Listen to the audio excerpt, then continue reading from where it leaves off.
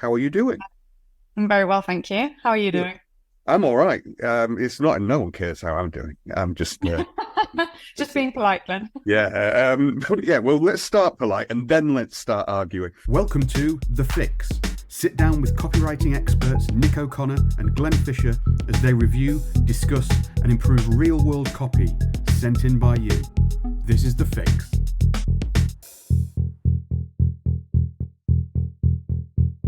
Hello and welcome to this episode of The Fix. I am joined today by a very special guest, someone called Abby Malins. Abby, hello. How are you doing? I'm very well, thank you. How are you Good. doing? I'm all right. It's not, no one cares how I'm doing. I'm just, Just being polite, Glenn. but yeah, well, let's start polite and then let's start arguing. We're going to talk a little bit about Abby's background, how she got into copywriting.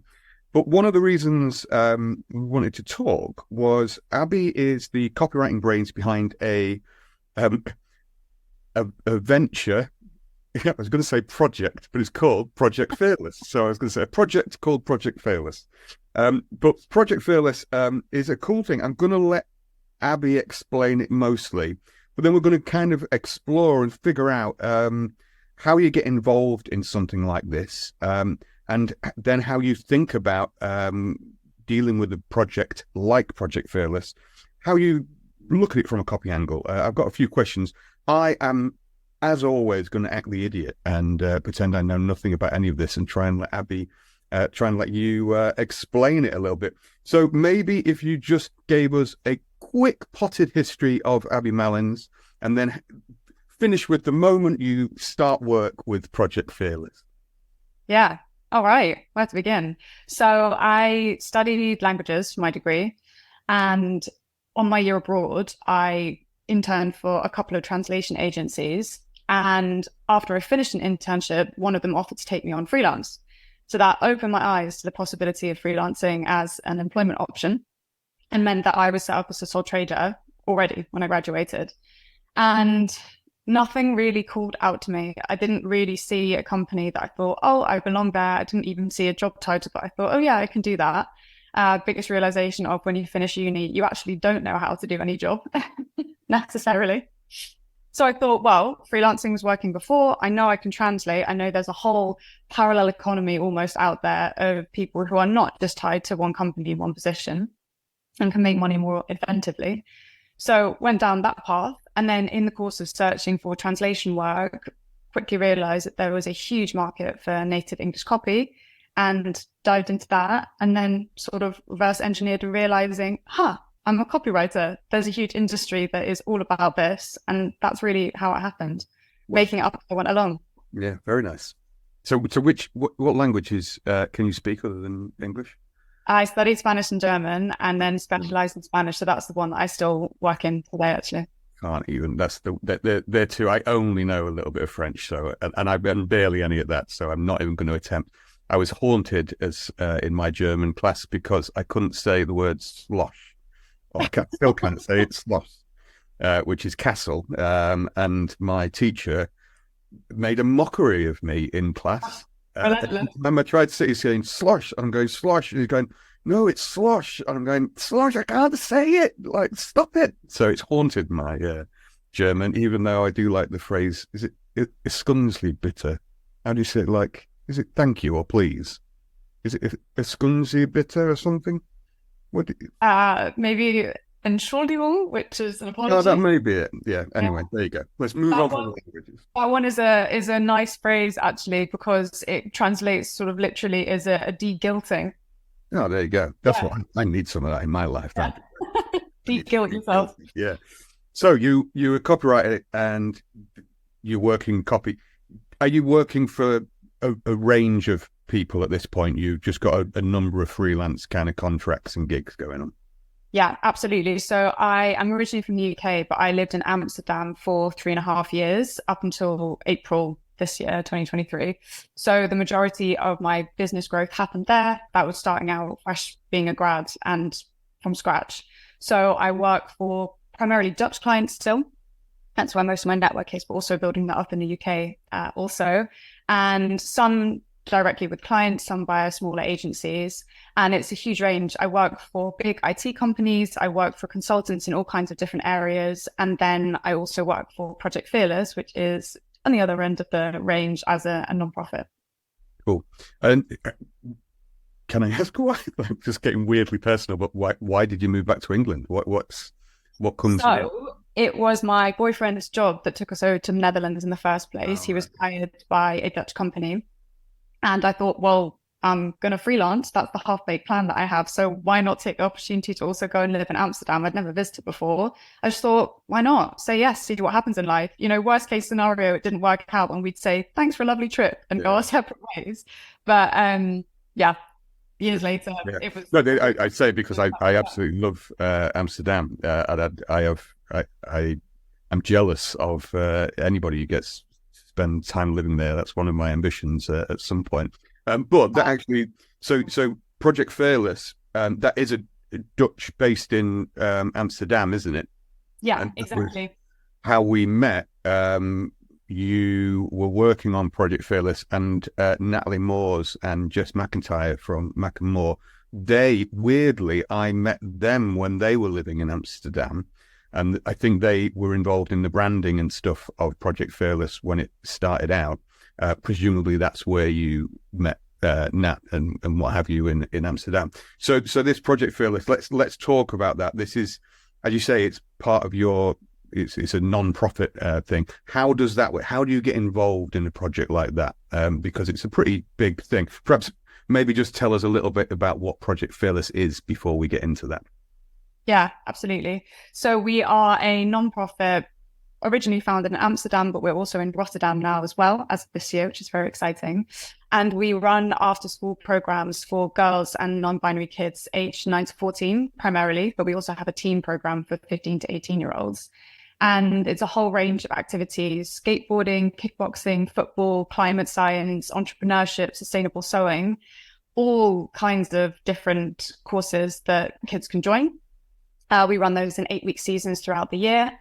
And while the activities themselves really range far and wide, the emotional learning content that we build into each of those 8-week courses is really the heart of it. So essentially, we are all about creating a space where kids can really be themselves, that is not school, that is not with the peer group that they're usually lumped with and just kind of has to get on with, whether they're their people or not at that age. And we're a space to be playing without the pressures of having to get things right, having to be perfect, having to achieve, and to learn to fail, to try things, to be silly, to have fun, to have things go wrong, get right back up again, and all of the learning about resilience and developing self-confidence that comes with that. So no matter the activity that people sign up for, it's really about that, being encouraged out of a comfort zone into a growth zone, but not being forced. Okay. So how did you get involved with this from the copy, this side of things? So I cannot for the life of me remember how I first heard about Project Fearless. It would have been a via in Amsterdam, because I was new in a business sense, building freelancing from scratch. And I was also new in a social sense. I literally only knew my boyfriend and thought, right, well, I need work, I need a life. So I was putting myself out there, and someone must have dropped Project Fearless into my path. And I thought, this speaks to me. So I thought, it looks super cool from the outside. It looks like it's really got its stuff together. How am I going to get in? So I was doing some freelance journalism at the time, and I reached out to the founder, Merida, and basically pitched a feature that I would like to write about her and Project Fearless and have it published in a couple of different outlets that I was connected with. Little did I know that she was sat there on the other side of the conversation thinking, oh gosh, someone wants to interview me, better get all my notes together, feeling equally as, oh, how's this going to go, than I was. But went through the whole rigmarole of writing a feature, getting it published, sending it over to her, thanking her for her time. And then I followed up eventually, having proven myself, with, I'd actually love to be on the inside if you'll have me. And then she said, absolutely, love to work with you. And that was that. So it was a real interesting learning curve of going about it in a way where, yes, don't just ask someone for something, offer them something, show that you've got the skill set, but also a good moment of realizing, really didn't need to be as nerdy about it as I was, actually, given the particular position that Merida was in. Offering my time as a volunteer at that point would have been very, very welcome. So an interesting well, one. I mean, it's a great example. We speak about it, and often we speak in the abstract of kind of find things, look for jobs that you'd like to do, things that you're excited by, picture those people and like send them going, oh, I'd like to do this, and I'd like to do this for you to help you in some way. And we always talk about the abstract. This is a prime example of that actually occurring. You've seen a positive project that's going on, thought that looks cool, I'm interested in that. How can I help them is the question that you're always asking. You've gone, well, my talent is in writing. Can I write in some way about this company? I can. And yeah, that the lovely spider, what is it? The spider in the basket, always as scared as you are of it, kind of thing.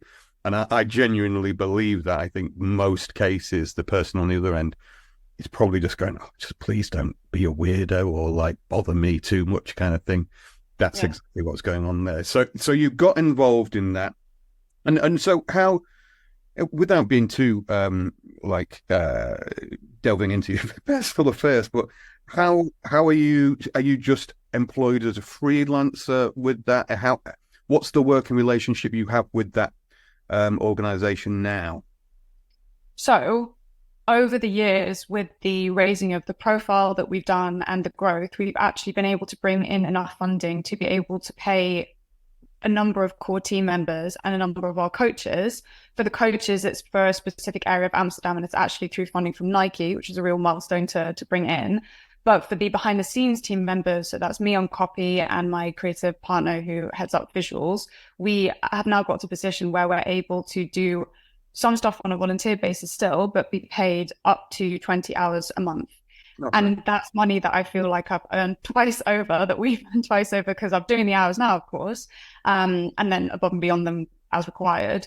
But everything we wrote, all of the story that we told over those first 2.5 to 3 years got us to the point where we got that funding pot in. So yeah, means more to me. Well done for that. Because that's well, there's two. I don't mean that sillily kind of thing, but it's like, it's a really good thing, but it's also a great example of not only have you gone and pitched job and like given a bit and kind of you got that sweat equity kind of into the business, but then you've actually turned that thing into something that's then going to pay you back as well, which is, it's no mean feat. That's how, and it's all a positive thing as well, which is nice. It's not just some gross things to people, but exactly. But yeah. So I think the really interesting one about, sorry to talk over you, just going into something basically expecting to just give for nothing in return, and a whole world opening up, because even though Project Fearless wasn't paid at the beginning, it gave me so much in Amsterdam. In roundabout ways, it led me to renting a great workspace. It led me to a mentor who was instrumental. It led me to paid work, because the contacts that I made through doing Project Fearless stuff put me onto agencies and clients that they were passing on or who needed more. So walking into something with just the intention to give and do something meaningful, it gave so much back. Yeah. No, it's great. It's great to hear.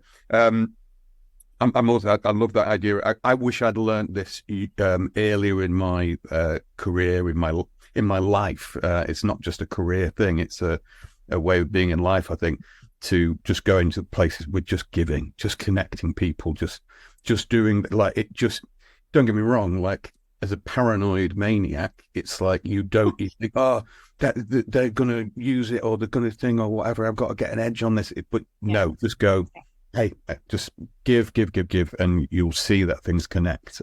It does work out, and you're evidencing there that is the case. So there's a few ways I can, I've got a few questions that I specifically want to ask, but let's just try and go through it organically. So you've pitched yourself, you've started a relationship with the people behind the scenes here, and now you're kind of in doing that work, and now you've got this story to tell. You mentioned there, like, those early years of going, right, how do we tell this story? How do we get people like Nike involved, and what have you?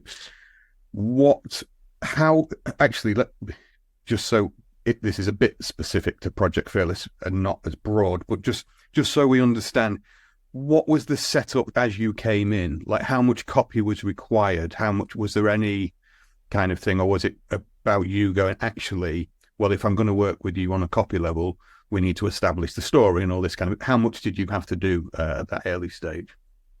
Yeah, the foundations were there in a sense. You mentioned the original branding and the narrative arc that was put together by the founder working with Jess and Nat, you mentioned before.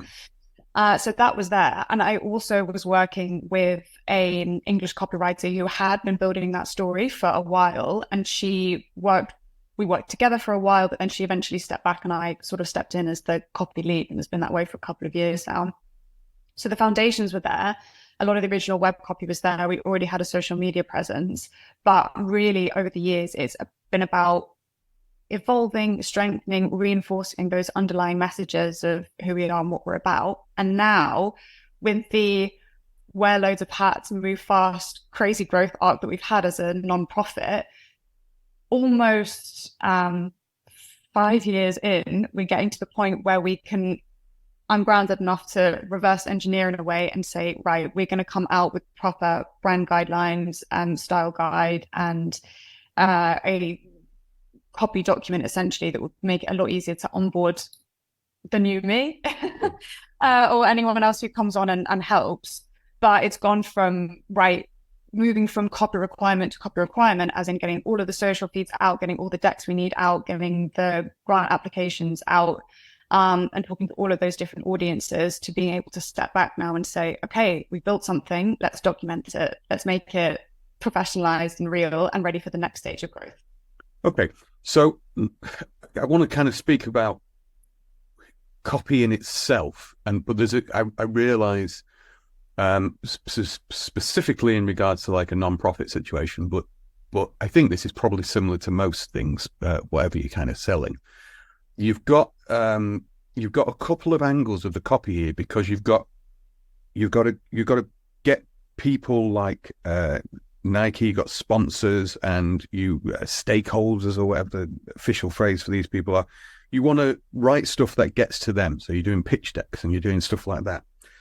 You're trying to get kids involved. So you're doing the kind of front-facing stuff and trying to bring in them, but they're kids. And that means that I show my age here and the fact that I haven't got a kid, but I don't know how many 9-year-olds are kind of looking at that stuff going, oh yeah, I want to get involved in this kind of thing. I presume there's an element of getting the parents to look at that. So you've got the kids, you've got the parents, you've got the stakeholders bringing that stuff in. Perhaps, and I want to kind of just go through each. Let's start with the stakeholders. How do you get, what from a copy perspective, what do you think about when you're packaging up something like a non-profit cause, if you like? How do you go about thinking about the copy that will attract people to invest in something like that? Yeah, so it is with real attention to detail in terms of sticking to our core, our message, our beliefs, values, mission, but tailoring that to what each individual partner, and we carefully vet all of them, of course, they've got to align with our values, but what they need to see from us in order to make Project Fearless look like a fit for them, whilst, sticking to those pillars that really make us what we are, being very in tune with the expectations of a given partner, because we have so many different strands. So for the sports focus with a brand like Nike, they're going to be looking at our kickboxing, our football, and maybe in certain areas of Amsterdam where we have a specific story to tell about the families that we want to be reaching, the wider impact we want to have in local communities, and the relationships that we're building on the ground there. But then there'll be another company that is much more invested in our climate science course. We had a collaboration with Polaroid, for example, which was really about the creativity aspect of that and the science behind photography development and the green movement. So it's about knowing everything that we have to offer, having that all packaged up in my brain and being able to pull those different strings in order to weave something together that works for each individual person that we are pitching to, partnering with. And there's an interesting one about those corporate partners, writing our impact report every year is a key moment for that. And I think the biggest compliment we've had on the work was that when we published our general impact report, Nike then asked for their own specific version of it because they really liked the format and the storytelling in it so much. They wanted to be able to share it with their internal team to show the work they're doing with us. And there, actually, some of the most important copy decisions is when to let the images speak for themselves and carry across the energy, the emotion, the impact, the joy that you can see on the kids' faces and the coach interactions, rather than muscling in and needing to tell that story in lots of words. Sure. So holding back is often the strongest choice. Yeah. Copywriters. That's interesting. So I always put things down to I was speaking to someone yesterday. You look for ideas. This is where I always say you look for ideas in either the product or the person you're selling to. They're really the only two places you go. But what you're really talking about there is when you're trying to communicate an idea, you are looking at the product that you have and what you're selling, and you're figuring that out and think, what are the strengths in that? But then you're looking at the person you're pitching to. In this case, it's not a client, isn't the right word, but like a potential investor or what have you, or someone who would become a stakeholder in that business or a sponsor or something. And you're looking at them and going, right, well, what element do they need? And then you're looking for where those cross over and how those connect. And that's where you're operating as the copywriter. They're connecting those two dots. That's really interesting. So that's on the kind of investment side. We now face the actual customer, and people can, I'll pop a link somewhere for the Instagram page. People can see it. There's a clear branding there. There's a clear messaging, and it's smart. It's fun. It's all of the things that it needs to be, kind of thing. So it looks nice. How do you? What I'm interested in is from a copywriting perspective, and I guess it's almost like you could call it, how do you speak to all of these different voices? This is a particular occasion where you have two audiences, I imagine. Or maybe I should just ask you, how do you figure out who your audience is in this situation? Because it seems to me like there would be two particular customers to go for. You're looking for the user, the actual kid, but also because they're not necessarily informed of their own decision or capable of going, right, I'll go and do this. It might be a parent or guardian who's going to influence that. Is that your thinking? How do you approach that? Yeah, absolutely. It really varies per channel. So it's always top of mind, right? Who are we speaking to here? So on Instagram, honestly, it's a recruitment tool for our coaches because everyone who is age limit and above is there. I think that's our biggest interaction, both in terms of all the teams that we have actually on our courses and going into our team program, but then the parents and coaches, everyone is seeing that. So that is where we put our most time and energy into really creating that presence. We adapt a lot of that content to LinkedIn as well, but we know there we're looking at people's older siblings, we're looking at parents, we're looking at more of that corporate arm as well, where we might find companies who are willing to maybe sponsor us or give us an event space to use for one of our courses, for example. Sure. So Instagram is the primary, and then we really adapt format for LinkedIn. Newsletters as well, they're most likely going to be landing in parent and guardian inboxes. And so we need a parent to read that and think, this sounds like something my kid would really like. But then I'm also thinking they're going to show that, hey, my 10-year-old, do you want to do this? Because you'd like to think that the kid would still have some kind of say in it. You know, they're not going to be the one paying for it, but they're going to be the one turning up for 8 weeks. So it's got to be energized and resonant enough to speak to that 10-year-old, but also convincing and professional enough that the parent gives it the time of day in the first place. So I'm always thinking about the different strands it needs to work in. And it might be that the pictures speak to the kid because they see someone their age who's having a whale of a time on a skateboard. And then it's the rest of the copy, which is really clearly laid out. This is the course we can offer for free. We have scholarship options, the who, where, what, when, and this is what your kid will walk away with, we hope, having had 8 weeks with us. So it's a constant balancing act on channel, on format, on voice. I was going to ask you for an example, but you've kind of given me one there. it's interesting, like dividing it between like the actual imagery that you're seeing, because that's where the kid's going to be like, oh yeah, I see that.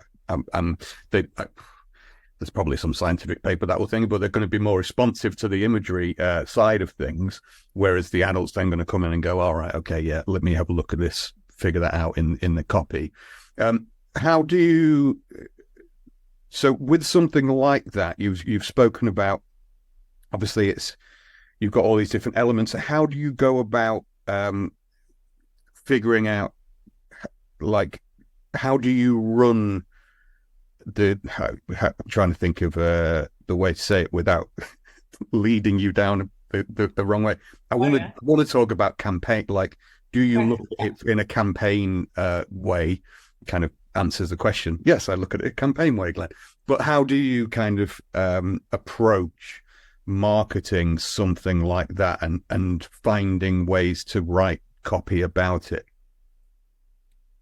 Yeah. So in a campaign sense, two ways to look at it. One is with every season of courses that we launch, spring, summer, autumn, winter, we have a moment to reset and gather the feedback from the kids who've just gone through the previous season, what they liked about it, what it really gave them, not just what we think it's going to give them, what they actually walked away with. And we have pre and post course surveys to track the effects that we're having on them over 8 weeks, self-descriptions, what they most enjoyed, what they think we could change, because obviously they're our audience, they're the client, the customer.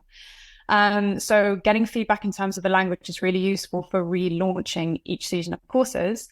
And then in another campaign sense, we have fundraising events, we have community events. We actually did our biggest one ever in October this year. We had 250 people doing a sponsored run in Amsterdam and joining from around the world as well.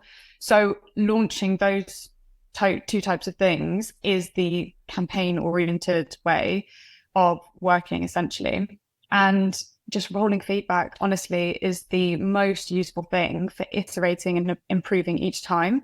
So, example with the Fearless 5K, the sponsored run that we did, we found that 50% of people who came had never interacted with Project Fearless before, which was mad. I found that so surprising. And it just shows that the word of mouth is absolutely key. So we had flyers going up, but I think people talking about it at work and being able to make the copy their own enough to be able to tell their own story and convey their own energy. And this is going to be such a good time, come along. Convince 100 people to come, even though they didn't know what we did. They didn't know what we stood for, really. And I think in terms of getting a really good range of people to come along, we really leaned on the inclusivity of that promo. So it was about everyone is welcome. We deliberately used the phrase movers and 5Kers rather than runners to make it clear that, yeah, if you come along and walk, it's still for you. It's about being there and it's about fundraising. It's not about smashing personal best. However, if you'd like to use it as a fun way to do that, you're more than welcome as well. Sure. So yeah, that was a really interesting insight from that recent campaign. That kind of leads me. So it's interesting that it's good to hear that you are taking feedback all the time. That's a really cool thing that you've got it kind of, it sounds like you've got it divided into like quarters, and each time stopping and going, right, what did they tell us? What can we then use that copy to inform? It's like in a more banal kind of way, it's going to the customer service section and going, right, what did that last product feedback get? How do we do that kind of thing? So that's really interesting. What I'm interested, and what I was thinking while I was speaking there, and you mentioned about having a creative partner on the visual side, but also it sounds like it's a close-knit group in the whole project. How do you go about on a project like this? How do you interact with the different people behind the scenes? So with visual, with strategy, with actually kind of broadcasting it and getting it out there, kind of thing. How do you set up in that particular situation?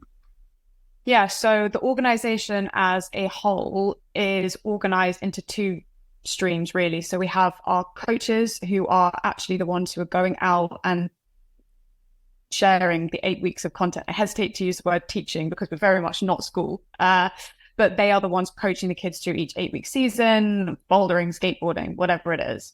And then we have the behind the scenes team as well, which is everything from finance to fundraising, partnerships to copy, socials. And within that behind the scenes team, we have our little pods of those different disciplines. So I work most closely with operations, our founder, the people doing visuals, our social media manager, paid ads on occasion as well when we have a specific course that we want to push in a certain area of Amsterdam. So that pod structure, I think, works really well. I was listening to this management podcast recently, and it raised the idea that effective teams basically need to have, a ring around them of protection so that they have very clear goals and they don't get pulled into absolutely everything and never get anything done, but also need the freedom to get on with what their specialty is. And I think within Project Fearless, it's a really good example of that everyone is able to interact. We use Slack, and it makes communication very easy, but also we have clear delineation of these are the people that need to be on this, these are the people that need to be on that. Talk to each other by all means, learn about the role, but you don't need to be right in each other's inboxes the whole time.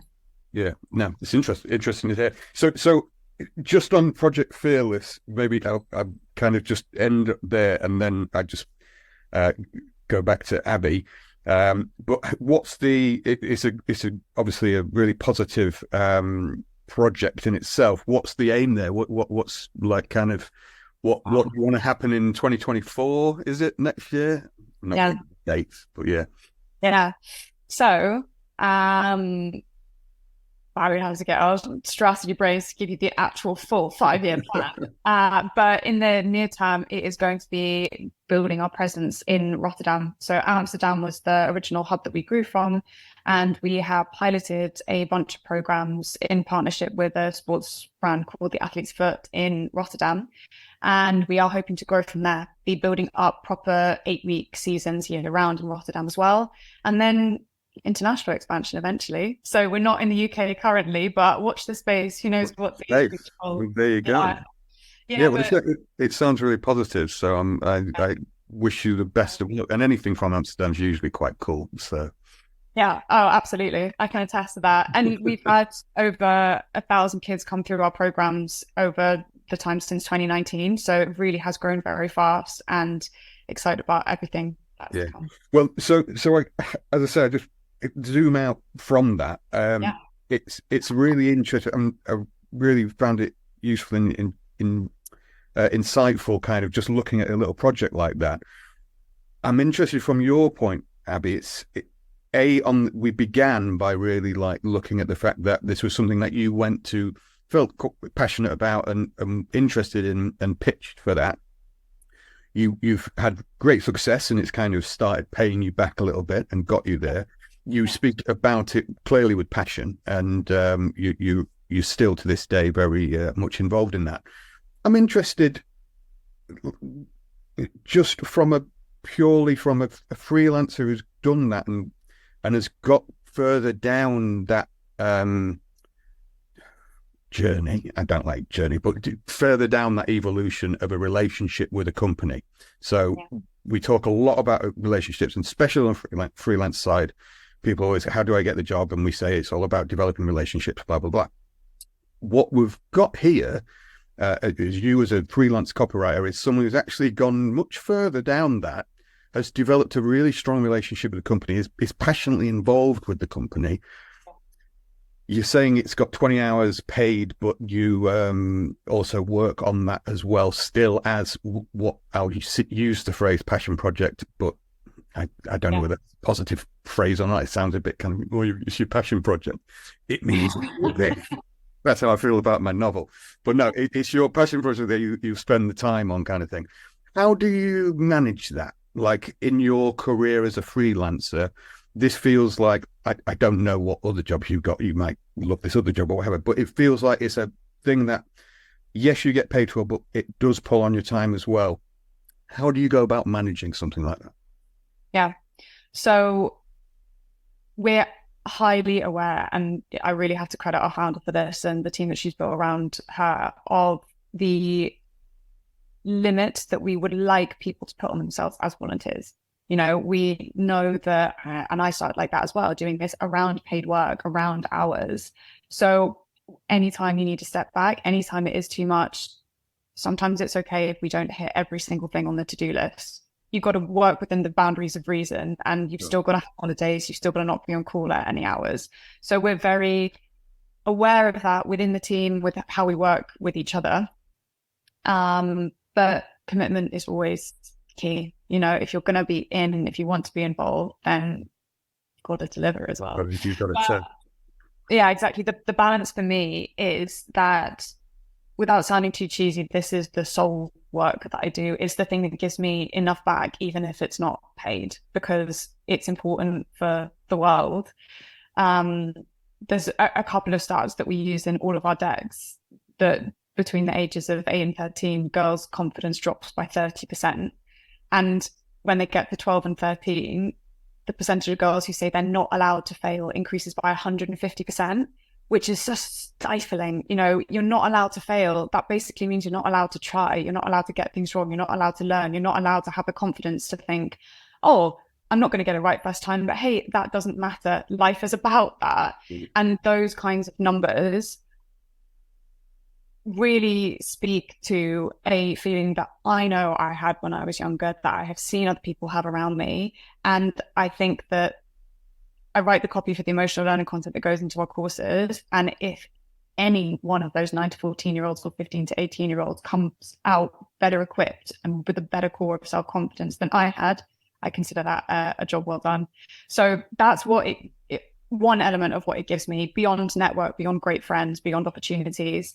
And to be honest, the amount of different hats that I've had the opportunity to wear because of Project Fearless, because I went in and copyright, but I'm doing strategy, I'm collaborating with the visuals team, and it makes me so much more aware and valuable and go-getting for all of my other clients, because I think, hey, I'll do the copy, but have you considered this strategically? Or would you like to try this new format? Or hey, I'll sort out your retention for the newsletters as well. You know, everything that I am called up to do, required to do the space with Project Fearless, makes me more employable and more payable in other areas as well.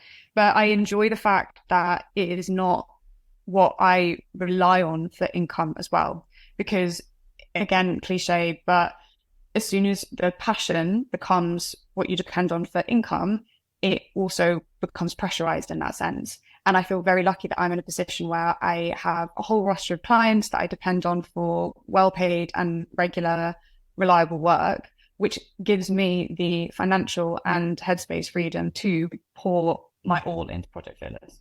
Sure. And one thing, I'm kind of leading it slightly and making it slightly cheesy, but was that the case when you first went into that?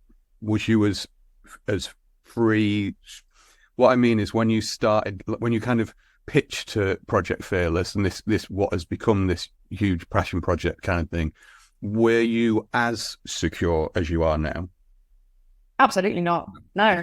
Yeah. I had moments when I was first thinking this of, I got a uni education, but I'm choosing to ditch all kind of traditional opportunities and strike out and do my own thing in a new country, in a new working language, and I don't know anyone here. What on earth am I doing? Have I just thrown away everything that's happened to me so far and that I've also worked for so far? But something in me just kept pushing forward of, no, you know that you have the self-discipline and the organization and the client relationship management skills to make this work. You know you like the freedom. You know that if you can make this work for you, then freelancing is a good deal, right? In comparison to just having the one employer and giving them your 9 to 5 and beyond every day. And it's an awful lot of work. You are every function, as all freelancers are now, from marketing all the way through to finance. And you have to put an awful lot of time and energy into growing the network, because honestly, the tipping point is when people know who you are and what you can do, the work starts coming to you rather than you having to seek it out the whole time. But now I'm in a nice position. It did not start out that way in 2019, literally building a salary from zero. And I gradually moved away from the translation to copywriting and gaining that confidence to call myself a copywriter, and realizing that actually a lot of people can't write.